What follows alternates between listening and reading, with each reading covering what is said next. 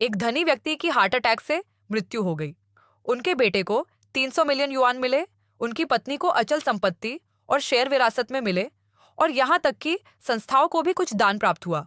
हालांकि उनकी पसंदीदा बेटी को केवल टूटी हुई जमीन का एक टुकड़ा ही मिला। ज्याओमी को लगा कि यह अनुचित है, लेकिन वह केवल अपने पिता की इच्छा को स्वीकार कर सकती थी। वकील ने उसे एक फाइल सौंपी और कहा कि इसमें वे उत्तर हैं जो वह चाहता था। बैग में एक यूएसबी फ्लैश ड्राइव और एक चाबी थी। उन्होंने यूएसबी फ्लैश ड्राइव को कंप्यूटर में लगाया और तभी उनके पिता द्वारा पहले से बनाया गया एक वीडियो सामने आ गया। उसके पिता ने उसे जमीन का स्थान बताया और आशा व्यक्त की कि ज्याओमी उसके लिए इसे गुप्त रख सकेगी। भूमिगत धर्म में क्या है, यह पता लगाने के लिए ज्याओमी अकेले पीछे के पहाड़ पर गई। निश्चय ही उसे वह सुरंग मिल गई जिसका उल्लेख उसके पिता ने किया था। उसने चाबी से ताला खोला और फिर सावधानी से अंदर चली गई। सुरंग बिल्कुल अंधेरी थी। ज्याओमी कैमरा लेकर कमरे में आई।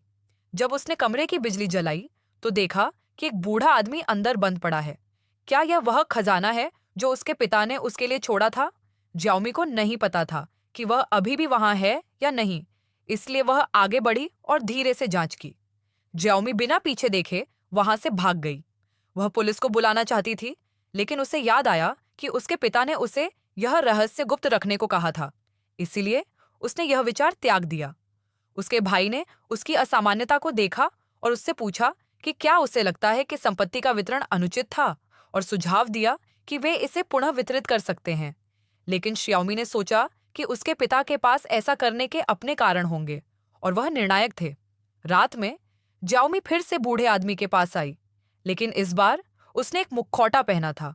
हालांकि बूढ़ा आदमी उसके बारे में सब कुछ जानता था और उसे उसके बचपन के बारे में भी सब कुछ बता सकता था।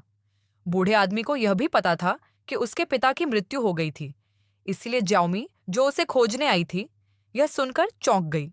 उसने बूढ़े आदमी से पूछा कि वह कौन है और उसे यहाँ क्यों बंद किया गया है। बूढ़े व्यक्ति ने सीधे उत्तर तो नहीं दिया, परंतु उससे कहा कि पहले कुछ खाना तैयार कर लो। ज्याओमी के पास अच्छी शराब और स्वादिष्ट भोजन लाने के अलावा कोई विकल्प नहीं था। जब बूढ़े व्यक्ति का पेट भर गया तो उसने अंततः उसे वह रहस्य बता दिया जो बहुत समय से उसके दिल में छिपा हुआ था। पता चला कि बूढ़े आदमी का नाम जॉन है और वह कभी श्याओमी के पिता का सबसे अच्छा दोस्त था। 30 साल पहले दोनों एक साथ कार खरीदने के लिए बार में गए थे, लेकिन वापस आते समय उनकी कार गलती से एक राहगीर से टकरा गई और वे कार की जांच करने के लिए बाहर निकल गए। वहां हू से जॉन नाम का एक राहगीर भी था जो पुलिस को बुलाना चाहता था, लेकिन श्याओमी के पिता ने उसे रोक दिया क्योंकि एक बार उन्होंने पुलिस को बुलाया तो वे सभी मुसीबत में पड़ जाएंगे। इसलिए उन दोनों ने मिलकर उस राहगीर को कार में बिठाया और उपनगरों में चले गए, एक सुनसान जगह ढूंढी और राहगीर को कार में दे दिया। लेकिन जॉन को आश्चर्य इस बात पर हुआ कि श्याओमी के पिता इस स्थिति से चिंतित थे और उन्होंने वास्तव में उसे डंडे से पीटा और फिर उसे 30 साल के लिए इस टूटे हुए पंथ में बंद कर दिया। वह इन सभी वर्षों में मौत से भी बदतर जीवन जी रहा है, लेकिन श्याओमी को जॉन के एक तरफा बयान पर विश्वास नहीं हुआ। इस समय जॉन ने उससे कहा कि जब तुम्हारे पिता जवान थे तो उनके घर के बाहर दूसरी औरतें थीं और तुम्हें संपत्ति का हिस्सा न मिलने का कारण निश्चित रूप से यही था कि सारी संपत्ति इसी व्यक्ति को दे दी गई थी। जॉन की बात सुनने के बाद ज्याओमी को विश्वास नहीं हुआ कि उसके पिता अपने परिवार को धोखा देने के लिए ऐसा काम करेंगे। जॉन ने ज्यादा कुछ नहीं बताया, बस उसे एक पता दे दिया। अपने पिता की बेगुनाही साबित करने के लिए ज्याओमी ने अपनी माँ से संकोचपूर्वक पूछा, लेकिन उसकी माँ ने कहा कि वे जीवन भर प्यार में थे और उसके पिता ने उसे कभी निराश नहीं किया। इसके बाद ज्याओमी ने जॉन द्वारा बताए गए पते के आधार पर उस महिला को ढूंढ लिया। अप्रत्याशित रूप से महिला ने बहुत उदारता से सब कुछ स्वीकार कर लिया और उनका एक बेटा भी हुआ। ज्याओमी इसे स्वीकार नहीं कर सकी और उसके पिता के अपराधी के रूप में छवि भी उसके दिल में धंस गई। उसने अपने पिता के वकील से दोबारा संपर्क किया और उससे पूछा कि क्या उसे बहुत पहले से सच्चाई पता थी। मास्टर भी असहाय थे। उन्होंने कहा कि उनके पास एजेंट की देखभाल के लिए पैसे नहीं हैं।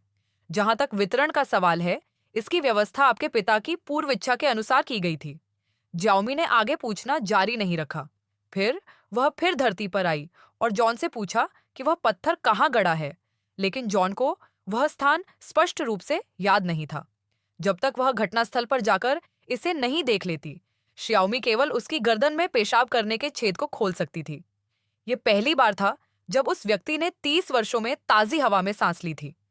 इससे पहले उसे एक अंधेरी सुरंग में कैद रखा गया था। ज्याओमी ने जॉन का पीछा करते हुए उपनगरों तक पहुंची और यहाँ वास्तव में एक सफेद ड्रम खोदा। ऐसा लगता है कि उसका अमीर पिता ही असल में हत्यारा है। पृथ्वी पर लौटने के बाद ज्याओमी ने उसे जाने दिया, लेकिन वह अभी भी जानती थी कि जॉन भी एक पीड़ित था।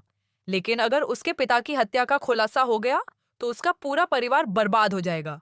जब तक वह उसे जाने देगी, तब तक कोई भी उसके पिता का रहस्य नहीं जान सकेगा। अंततः ज्याओमी सहमत हो गई। उन्होंने जॉन को कपड़े का एक सेट और 30 लाख नकद दिए और जॉन को हवाई अड्डे पर ले गए। उनका इरादा उसे एक निजी जेट से विदेश भेजने का था। दूसरी ओर माँ को मेज पर जानकारी मिली। जब ज्याओमी घर लौटी तो उसने अपनी बेटी से पूछा कि वह जांच क्यों कर रही थी। वह एक अपराधी है। ज्याओमी को अचानक लगा कि कुछ गड़बड़ है। वह तुरंत हवाई अड्डे के लिए रवाना हुई, लेकिन पाया कि विमान उड़ान नहीं भर पाया था और पायलट भी दुर्घटनाग्रस्त हो गया था। उसे चिंता थी कि उसकी माँ खतरे में होगी, लेकिन जब वह घर लौटी तो उसकी माँ गायब हो चुकी थी। इसी समय उसने पास ही स्थित सुरंग में रोशनी जलती देखी। ज्याओमी बंदूक लेकर सुरंग में घुसी और उसने अपनी माँ को जमीन पर बेहोश पड़ा पाया। इस समय जॉन भी उसके पीछे आ गया। उसने सीधे इलेक्ट्रॉनिक तार को नीचे खींचा और पाया कि श्याओमी को ताले से बांध दिया गया था। जॉन ने अंततः सच बता दिया। यह पता चला कि वह हमेशा ज्याओमी की माँ की सुंदरता पर आधारित था, इसलिए 30 साल पहले एक रात उसने चुपके से उसका बलात्कार किया। जब श्याओमी के पिता को इस बारे में पता चला तो उन्होंने उसे पुलिस स्टेशन भेजने की तैयारी की। रास्ते में अप्रत्याशित रूप से उसकी टक्कर एक राहगीर से हो गई। पता चला कि जॉन ने उसकी गर्दन तोड़ दी थी और शव को उसके नीचे दफना दिया था। उसने इस घटना का इस्तेमाल श्याओमी के पिता को पुलिस को न बुलाने की धमकी देने के लिए किया। अप्रत्याशित रूप से ज्याओमी के पिता ने उसे सीधे पीटा और उसे 30 साल के लिए तहखाने में बंद कर दिया। पिता ने ज्याओमी के लिए कोई संपत्ति नहीं छोड़ी। इसका कारण यह था कि ज्याओमी वास्तव में जॉन की बेटी थी। सच्चाई जानने के बाद ज्याओमी टूट गई। वह उस बदमाश से लड़ने के लिए दौड़ी, लेकिन वह जॉन का मुकाबला नहीं कर सकी और जल्दी ही पराजित हो गई। सौभाग्यवश उसकी मां उठी और उसने जॉन को गोली मार दी, जिससे संकट टल गया। फिल्म यहीं खत्म होती है।